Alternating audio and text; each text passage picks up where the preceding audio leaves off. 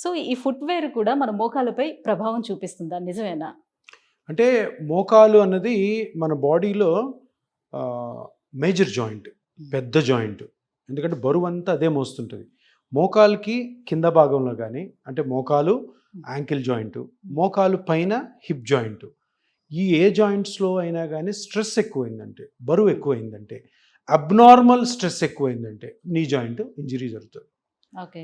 మోకాలు దెబ్బతినే అవకాశం ఉంది. ఇప్పుడు ఫుట్వేర్ అన్నారు కదా, ఫుట్వేర్ అంటే జనరల్గా పాదరక్షకులు, ఓన్లీ ఫుట్ ప్రొటెక్షన్ కోసం. యెస్. ఇప్పుడు ఏమవుతుంది, లేడీస్ హై హీల్స్ వాడతారు.